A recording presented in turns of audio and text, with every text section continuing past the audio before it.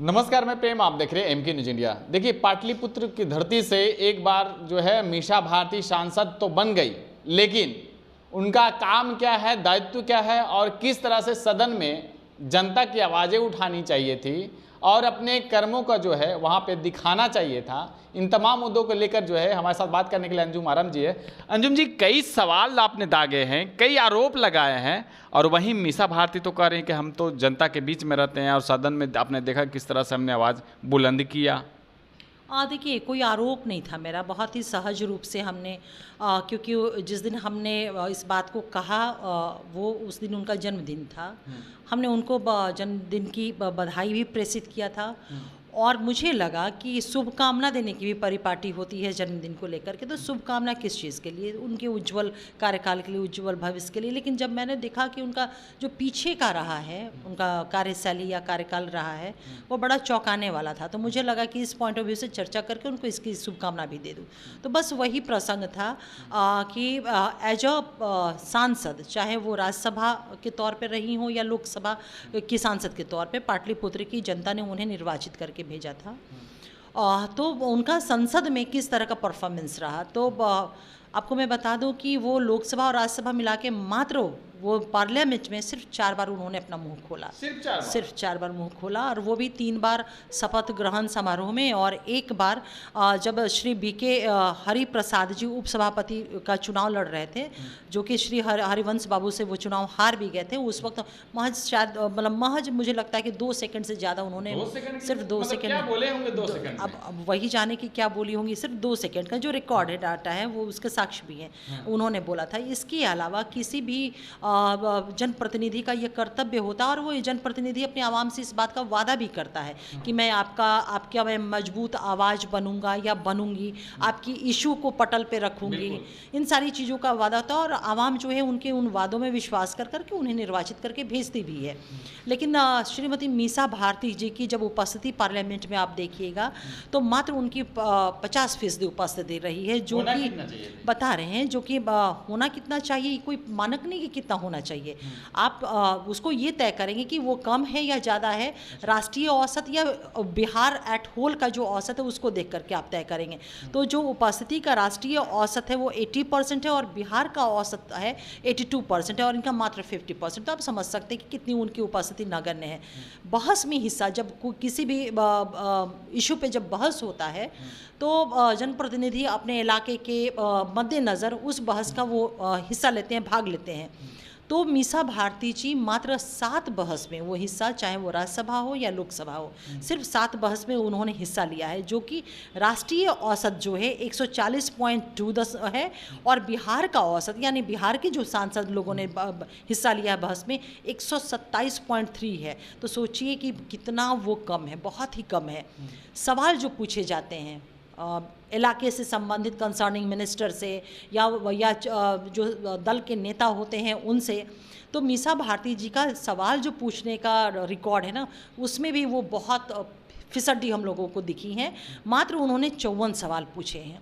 जब राष्ट्रीय औसत से हम इसकी तुलना करते हैं या बिहार के औसत दर से तुलना करते हैं तो देश का जो औसत दर है वो 368.27 है और बिहार का औसत दर जो है वो 202.41 है। निजी विधेयक उन्होंने शून्य लाया है सदन में, निजी विधेयक उन्होंने लाया ही नहीं।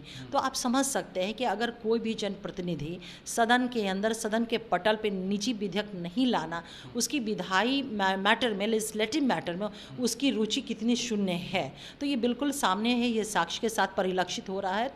तो हमने इसी बात की शुभकामना दी कि पाटलिपुत्र की जनता ने आपने जो वादे उनसे किए थे और आपके वादों पे विश्वास करके आवाम ने आपको निर्वाचित करके भेजा है, तो हमारी ये शुभकामनाएं आपको है आज के दिन, जन्मदिन के दिन, कि जो भी टेन्योर आपका बचा हुआ है उनकी विश्वास पे, उनकी अपेक्षाओं को आप पूरा कर सके।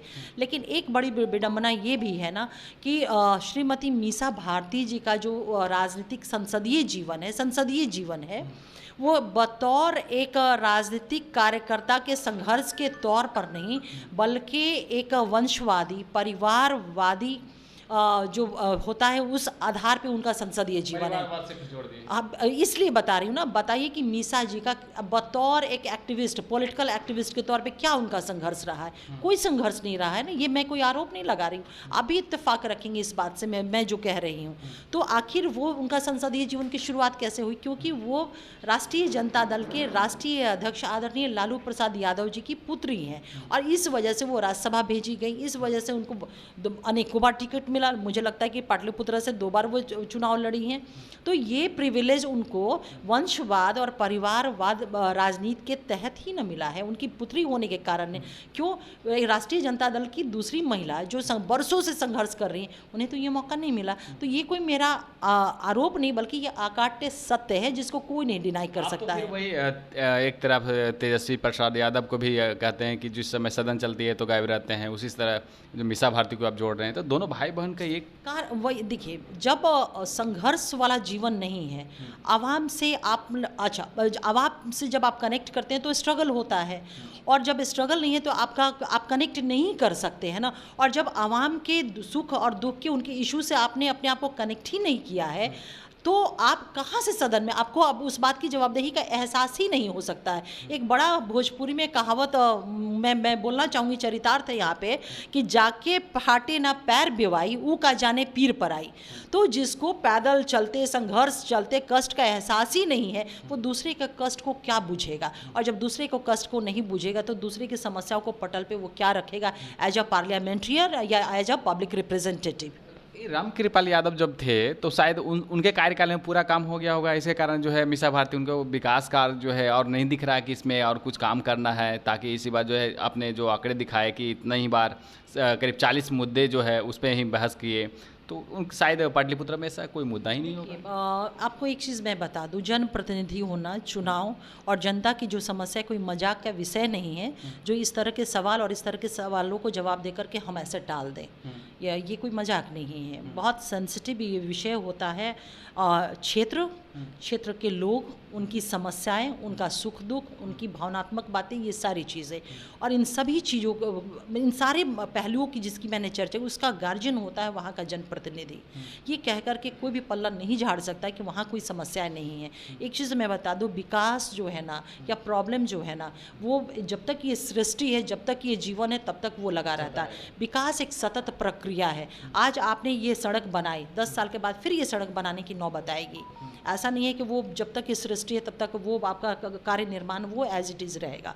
तो ये मजाक का विषय नहीं है जो कह दे हम कि वहाँ कोई काम ही नहीं, इसलिए मैं नहीं जाती हूँ या नहीं जाता हूँ। एक आखिरी सवाल रहेगा, क्या पाटलिपुत्र की धरती पर मीसा भारती गई हैं तो सिर्फ अपने पोजीशन के लिए या जनता के लिए?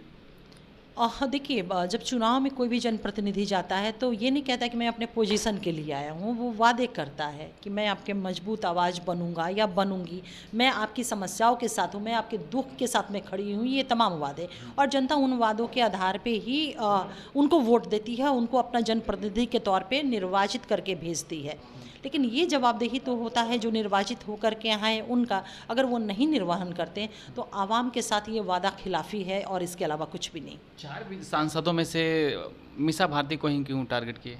नहीं, वो एक दिन मैंने बताया ना कि उस दिन एक विशेष दिन था और नज़र पड़ी इन सारी चीज़ों पे, तो लगा कि बधाई तो देना है, तो शुभकामना भी तो देना अपना कर्तव्य होता है ना भाई, ध्यान आकृष्ट कराना भी। और मैं उसी संसदीय क्षेत्र में कि मैं वोटर भी हूँ, तो ये मेरा कर्तव्य भी बन जाता है कि भाई उनको मैं ध्यान आकृष्ट कराऊँ। तो मैंने बधाई के साथ साथ इन विषयों पे उनको शुभकामना भी दिया है।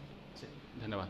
तो आपने सुना, मीसा भारती पर लेकर जो है कई सारे आरोप उन पर जो है लगाते हुए नज़र आ रहे थे और सवाल भी उन्हें जो पूछा गया। अब देखना होगा कि किस तरह से राजद की तरफ से इसका जो है जवाब आता है। फिलहाल इस खबर में इतना ही। देखते रहें इंडिया। धन्यवाद।